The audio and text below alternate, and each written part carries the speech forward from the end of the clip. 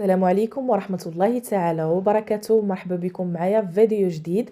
كنتمنى يلقاكم بصحة جيدة وبألف خير. تحت الطلب ديالكم روتين للبشرة الدهنية والمختلطة للمسام والحبوب والرؤوس السوداء والبيضاء. واول حاجه خاص تعرفوها بالنسبه للناس اللي عندهم مشكل ديال الحبوب، الا انا عندي القابليه انهم يجوني الحبوب خاصني ننتبه للتغذيه ديالي، يعني نقص من الحلاوه بزاف، الوجبات السريعه، الاكل ديال الزنقه بزاف، الدهون كذلك نتفاداو الحليب والمشتقات ديالو وحتى الصهير. خصوصا البنات اللي عندهم مشكل تكيس المبايض، معروف الحبوب منين كيجي. كنت تعرفوا معدل البنات اللي مازالين صغار وعندهم مشكل التكيسات غادي يبقى فيكم الحال. والعلاج كامل كيكون في التغذيه، ماشي نحرم راسي ولكن نحاول نقاد الماكله ديالي، بعد من الوجبات السريعه، الحلويات، الخبز ديال الزنقه. ندخلوا الزرارع في التغذيه ديالنا، صحيه ومفيده جدا للجسم ديالنا، فحال الكتان، الكرويه، النافع، السمسم. حيدوا ايضا اللحوم المصنعه، الدجاج الرومي بصفه نهائيه حيتاش كيكون مدقوق ليهم هرمونات باش كيسمانوا. وزائد هذا الخلل الهرموني هو اللي كيضعف لنا البشره وكيسبب لنا حساسيه وضعف الحاجز الوقي، وممكن يسبب لنا حتى حكه. وكاين نوع اخر من الحبوب اللي كيكون السبب ديالو هما ادويه كنكونوا كناخذوها، وكذلك التوتر بزاف. وكاين سبب اللي هو شائع كيكون بسبب التهاب في الغده الدهنيه او الانسداد ديال المسام بالجلد الميت، ولا كثره الزيت فوق البشره ديالنا، وهادشي كيسبب لنا الحبوب والرؤوس السوداء والبيضاء.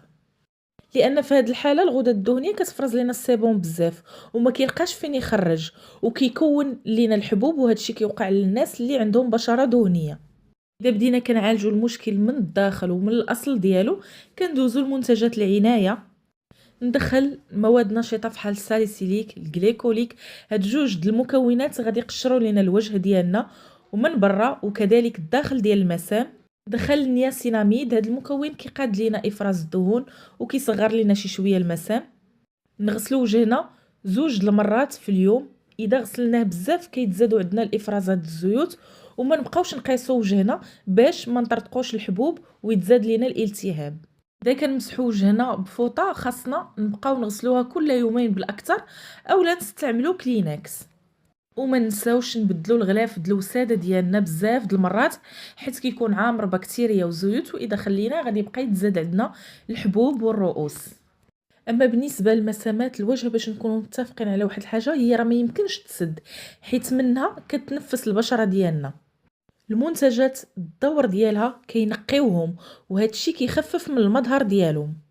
اذا عندنا مسام اللي هي صغيره كنقدروا اننا نعالجوها في روتين كيكون يومي واسبوعي. اما بالنسبه للسبب الاول لتوسع المسام هو تراكم الزيوت والافرازات ديال الغدد الدهنيه في المسام ديالنا، وهذا بسبب عدم الترطيب. كل ما رطبنا البشره ديالنا كل ما الغدد الدهنيه ما كتفرش لنا دهون اكثر. وايضا كاين السبب الثاني اننا ما كنكونوش كننظفوا البشره ديالنا، لذلك ديك الطبقه اللي كتكون فوق الجلد ديالنا كتبقى عالقه فوق البشره، يعني ما كتخليش دوك القنوات تخرج داك السيبوم ديالها. لذلك عدم الغسل بغسول خاص بالوجه كيخلي لنا هذا المشكل ديال المسامات. وايضا البنات اللي ما كيزولوش المكياج ديالهم اللي كيشكل لهم واحد الطبقه كتخنق المسام وما كيقدروش يفرزوا الافرازات العاديه ديالهم، بالتالي كيوليو عندنا مسامات اللي واسعه بزاف. وكاين سبب اخر اللي هو التعرض بزاف للبخار والحراره لواحد المده اللي هي طويله. واول حاجه لعلاج هاد المشاكل اللي عندنا في البشره ديالنا كيخصنا غسول طبي فحال دي سي بي تريو اكني. كتعجبني بزاف صراحه التركيبه ديالو، هذا الغسول من اكثر المنتجات طلبا ومبيعا. في التركيبه كيحتوي على لاسيد ساليسيليك، حمض مقشر صديق للدهون، كيدوب فيها، كينظف لنا المسام من الدهون ومن الشوائب والاتربه اللي متجمعه، ما غاديش يخلي تتكون لنا الحبوب والرؤوس السوداء والرؤوس البيضاء. وفيه حمض لاكتيك المقشر اللي كيخفف لينا من حده حب الشباب والتصبغات، وكيحافظ على البشره تبقى رطبه. بالاضافه الى نياسيناميد اللي غادي توازن لنا افراز الدهون، وفيه عده مكونات هائله. فيتكلمت على التركيبه كامله، كينظف البشره وكينظم انتاج الدهون وما كينشفش لنا البشره.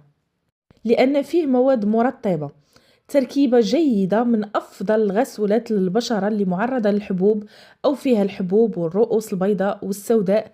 كينظف البشرة بعمق. التركيبة ديالو آمنة. الثمن ديالو غادي تلقاوه ب160 درهم، والحجم ديالو كيجي فيه 200 إيميل، وكيبقى معكم من نهار الفتح 12 شهر، ويستعمل للتنظيف في الصباح والمساء. هذا كان كاقتراح للتنظيف البشرة. ثانيا كنستعملو سيروم بالنياسيناميد. DCP-N610 سيروم فيه 10% ديال النياسيناميد اللي غادي ينظم انتاج الدهون، وغادي يصغر لينا المسام، وكيوحد لينا لون البشره، وكيعاوننا اننا نقللوا من البقع الداكنه ومضاد للاكسده، وكيقلل من الالتهابات، وكيحمي البشره من ظهور التجاعيد المبكره. وفيه ايضا ماده الاسي بوان نت بنسبه 3% اللي حتى هي كتصغر المسام وكتعالج الحبوب الملتهب والاثار ديالو. هاد السيروم غادي يعاون في المسام وكيحسن من المظهر ديالهم، وكيعالج لنا حب الشباب الملتهب. غادي ديروه في روتين الصباح على بشره اللي كتكون نظيفه من بعد الغسول. من موراه ضروري ما تستعملوا المرطب ديالكم، لان النياسيناميد احيانا كينشف لينا البشره لانه كينقص من الافراز الدهون. وهذا ارخص سيروم بالنياسيناميد غادي تلقاوه وبهذه الجوده العاليه، والحجم ديالو كبير فيه 50 ايميل، والثمن ديالو غتلقاوه في شبه الصيدليه ب 130 درهم. ثالثا كنستعملو كريم دي سي بي تريو اكني سوان اس كي. كريم كيعالج الحبوب وتقدر تستعملو في الروتين ديالها حتى البشره المعرضه للحبوب. فيه مادة SKI اللي كتنظم إفراز الدهون. فيه لاسيد ساليسيليك للتقشير، منع تراكم خلايا الجلد الميتة، ومنع انغلاق المسام. وفيه نياسيناميد اللي كيدير لنا إصلاح لسطح الجلد وكيقلل من البقع الداكنة. وبالنسبه للنياسيناميد عنده واحد الدور كيمنع انتقال صبغه الميلانين اللي تخلقت وتكونت في الطبقه الداخليه اللي كتنتقل لسطح الجلد وكتثبت على سطح الجلد. النياسيناميد كيمنع لينا هذا الانتقال، وبالتالي كيمنع تكون البقع والتصبغات. وعندها خصائص انها ماده مضاده للالتهابات، تتساعد في منع الاحمرار اللي كيوقع في الجلد مع الحبوب. الكريم ممتازه، غادي تعالج لنا حب الشباب والرؤوس السوداء والمسام الواسعه، وايضا كترطب لينا البشره. وبالنسبه لطريقه الاستعمال كيدار في الصباح والمساء. في الصباح غادي ديروه بعد السيروم ديال نياسيناميد. بالنسبه للثمن ديالو غادي تلقاوه ب 120 درهم، والحجم ديالو كيجي فيه 30 ايميل. واخيرا في روتين الصباح واقي شمس بحمايه عاليه من ديبيوتيك فيلفيت الغني ب7 ديال لي سيراميد، كيقوي حاجز الجلد. فيه مركب بريبرو بوست بيوتيك، هي عباره عن بكتيريا نافعه كترجع للبشره التوازن ديالها، تخلي البشره ديالنا صحيه، وكترجع النظام البيئي للبشره وكترجع ليها التوازن ديالها. وفيه مضادات الاكسده بحال نياسيناميد اللي كيوحد لينا لون البشره وغادي ينظم لينا انتاج الدهون، مضاد للالتهابات. وعندنا الالوي فيرا المرطبه والمهدئه للبشره. الواقي غادي ينظم لينا انتاج الدهون على مستوى البشره، وعنده حمايه عاليه كيهدئ البشره من الالتهابات والتهيج. بالنسبه للثمن ديالو غتلقاو ب 229 درهم. بالنسبه لروتين المساء طبعا كنديروا التنظيف المزدوج، مهم جدا للبشره. والطريقه هو انك تغسلي وجهك مرتين. المره الاولى كتكون بغسول زيتي او نستعملو لو ميسيلار، وهذا كيساعد ان المكياج والواقي الشمسي خصوصا اذا كان مقاوم للماء والشوائب تزول. موراها كنديروا الغسول الرغوي او المائي اللي كنغسلوا به دائما، وهكا كيكون وجهنا نقي 100%. من مورا التنظيف في روتين المساء غادي نستعملو سيروم معالج ديال فيشي نورماديرم. هذا انا كنستعملو بزاف في الروتين ديالي، من المفضلات عندي. سيروم غني بالمياه البركانيه ديال فيشي، وفيه زوج احماض مقشره. عندنا حامض الجليكوليك بنسبه 4% وحامض الساليسيليك بنسبه 1%.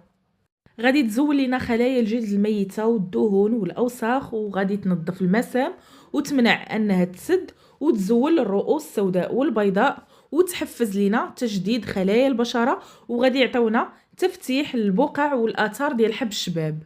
وايضا فيه البروبيوتيك بكتيريا نافعة غادي تقوي الحاجز الواقي للبشرة، وغادي تحميها وتقويها من العوامل البيئية الضارة، كيرفع لينا مناعة الجلد وكيحارب البكتيريا الضارة اللي هي البيراكني، اللي هي السبب تكون الحبوب الملتهبة اللي كتكون بعض المرات عامرة. فيه ايضا مشتق من الفيتامين سي المضاد للاكسده، غادي يعطينا نضاره وتفتيح. وفيه مواد مرطبه بحال الجليسيرين والبونتينول، غادي يعالج حب الشباب والاثار ديالو والعيوب اللي ناتجه عليه، وكيعالج المسام والرؤوس البيضاء والسوداء وزياده افراز الدهون، وغادي يجدد لنا البشره، خالي من العطور والبارابين وما كيجيش دهني. تركيبه ممتازه، غادي يكون علاج شامل للبشره الدهنيه. وغادي تلاحظوا في التركيبه نسبه عاليه من الكحول، تاني على القائمه جا من مورا الماء. والكحول الدور ديالو غادي ينشف لينا الدهون الزائده، يعني ما غاديش يصلح اذا ما كانش البشره فعلا دهنيه ومعرضه للحبوب. والكحول ايضا ماده مطهره غادي تكافح البكتيريا المسببه للحبوب، وهذا النوع ديال الكحول ما غاديش يصلح اذا عندكم بشره حساسه بزاف ومتهيجه. بالنسبه لهاد السيروم غادي تلقاوه في شبه الصيدليه، الثمن ديالو ب 309 دراهم، والحجم ديالو كيجي فيه 30 ايميل، وكيبقى معكم من نهار الفتح 12 شهر. دونك كان هذا اقتراح لروتين العنايه بالبشره اللي دهنيه معرضه للحبوب، فيها المسام والرؤوس السوداء والبيضاء. كنتمنى نكون جاوبت على جميع الاسئله ديالكم، وكنتمنى نكون فدتكم. اللي عندها اي سؤال تخليه لي في التعليقات. نتلاقاو ان شاء الله وبحول الله في فيديو مقبل. دمتم في رعايه الله والى اللقاء.